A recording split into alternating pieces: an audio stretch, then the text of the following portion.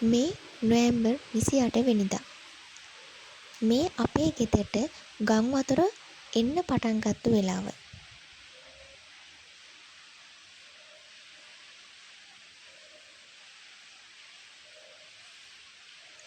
ඉතින් වතුර ටික වැඩි වෙන්න කලින් පහළ තට්ටුවේ තියෙන බඩු ටික ඔක්කොම උඩට අදින්න තමයි අපි මේ ලෑස්ති වෙන්නේ.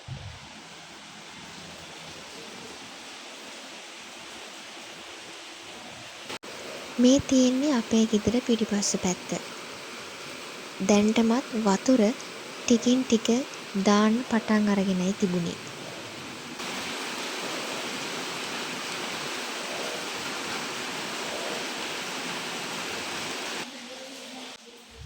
එක දිගට දවස් කිහිපයක් වැස්සොත් අපේ ගෙදරත් යට වෙන තැනක තමයි තියෙන්නේ. ඒ නිසා ගඟේ වතුර මට්ටම ගැන අපි ටිකක් කල්පනාවෙන් තමයි හිටියේ. ගොඩක් අය දන්නවා රිවර්නෙට් එකේ තියෙන ග්‍රාෆ් එක. ඉතින් ඒ ග්‍රාෆ් එකේ 7.5 කියන මට්ටමට ආවොත් අපේ ගෙදරට ගම් වතුර දානවා. ඉතින් එදා රෑ දිගටම වහින්න පටන් ගත්ත හින්දා අපි ටිකක් කල්පනාවෙන් තමයි හිටියේ. ඒ නිසා වතුර දාන්න පටන් ගත්ත ගමන් අපි පටන් ගත්තා බඩු ටික අදින්න. බඩු ටික අදින අතරේ අපිට තේරුණා වතුර වැඩි වෙන වේගය ටිකක් වැඩි කියලා. පේනවනේ කලින් මං ඔයාලට පෙන්නුවට වඩා ඉක්මනට කුස්සිය ළඟටම දැන් වතුර දාලා. ඒ නිසා අපි ඉක්මනට බඩු ටික උඩට අදින්න පටන් ගත්තා.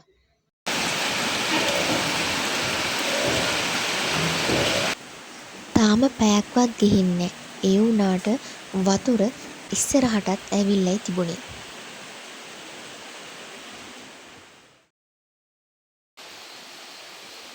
පැයක් වගේ කාලයක් ඇතුළත අපට පුළුවන් වුණා පහළ තියෙන බඩු ටික ඔක්කොම වගේ උඩට ඇදගන්න.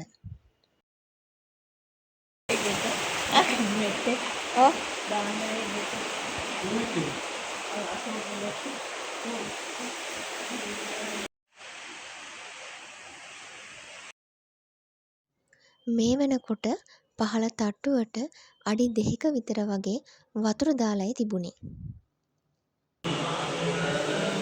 අපේ ගෙදරට සාමාන්‍යයෙන් ගම් වතුරක් ආපුහම අපි හැමෝම උඩට වෙලා තමයි ඉන්නේ. ඒ නිසා තමයි මම මේ වීඩියෝස් ටික වුණත් ගත්තේ. ඒ වුණාට කලින්ට වඩා මේ සැරේ ගම් වතුර වෙනස් කියලා නම් අපිට තේරුණා.